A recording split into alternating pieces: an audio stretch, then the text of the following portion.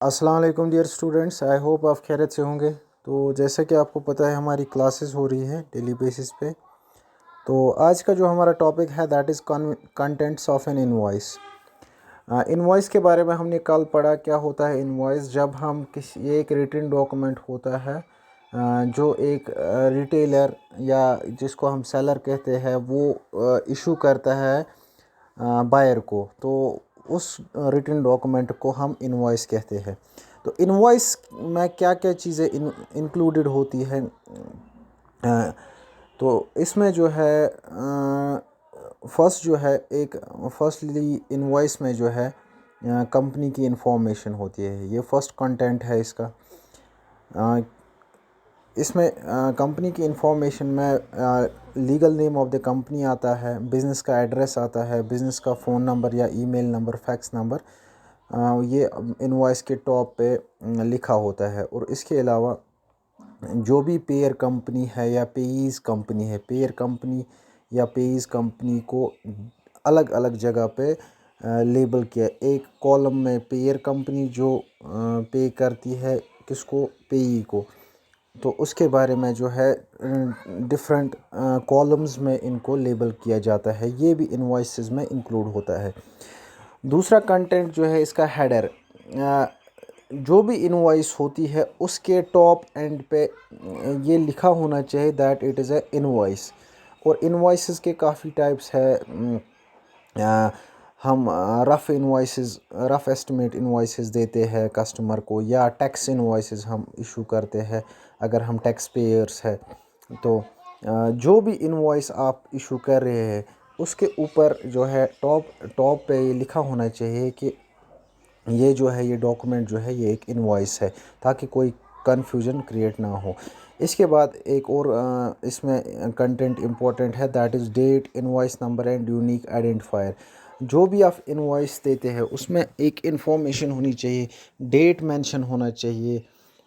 और इसके अलावा इनवॉइस नंबर, उसमें एक पर्टिकुलर नंबर आता है सीरियल वाइज।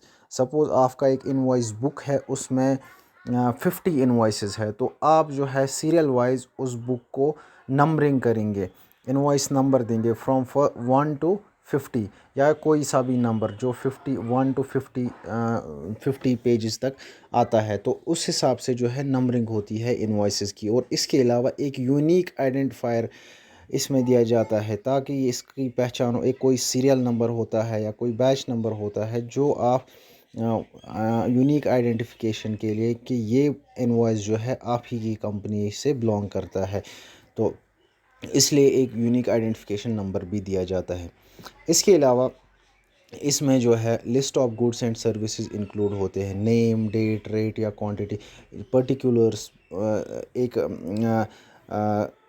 Identify number. और इसके बीच में नीचे जाके डेट के नीचे एक जो है एक बड़ा सा कॉलम इसमें होता है, जहाँ पे फर्स्ट रो में सीरियल नंबर लिखा जाता है, सेकंड रो में पर्टिकुलर्स क्या क्वांटिटी है गुड्स की, उसके बाद प्राइसिंग के बारे में लिखा जाता है।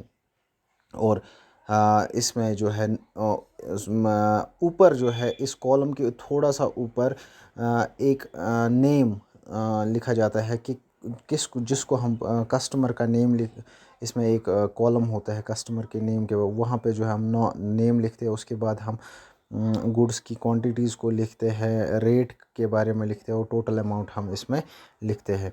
और इसके नीचे जो है टर्म्स एंड कंडीशंस लिखी जाती है।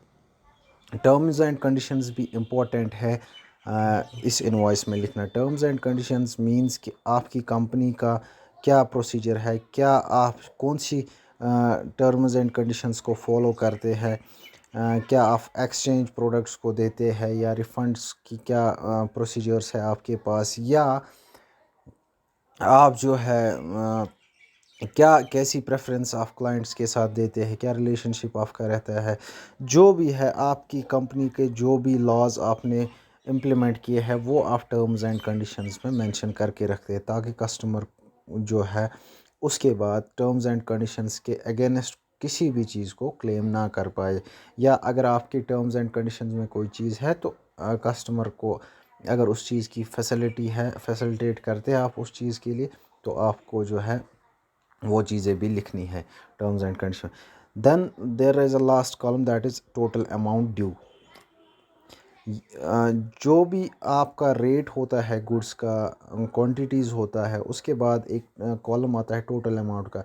टोटल अमाउंट जो है ये लास्ट कॉलम होता है, जहाँ पे ये लिखा जाता है, जहाँ पे आप सारी टैक्सेस इंक्लूड करके फाइनल जो है बिल को तैयार करते, फाइनल इनवॉइस को तैयार करते हैं, उसको हम टोटल जो है टोटल अमाउंट बोलते हैं। तो ये भी डिस्प्ले होना चाहिए इनवॉइस में। इसके अलावा जो भी हमने अभी तक डिस्कस किया, इसके अलावा इनवॉइसेस में और भी चीज़ें इंक्लूडेड होती हैं जो रिटेल ऑपरेशंस के लिए काफ़ी यूज़फुल है। देखिए यहाँ पे जो ये पिक्चर है, इसमें ये सारी चीज़ें मेंशन की गई है। Company information, header, date, invoice number, unique identifier, list of goods and services, terms and conditions, itemized fee, total amount due, ये सारी चीज़ें इसमें मेंशन की गई है। आई होप कि आपको ये टॉपिक पूरा जो है समझ आया होगा। इसमें कोई कन्फ्यूजन होगा, क्वेरी होगी, वो प्लीज़ मुझे कमेंट्स के थ्रू या वॉइस मैसेज के थ्रू आप बता सकते हैं। Thank you very much. Allah bless you all.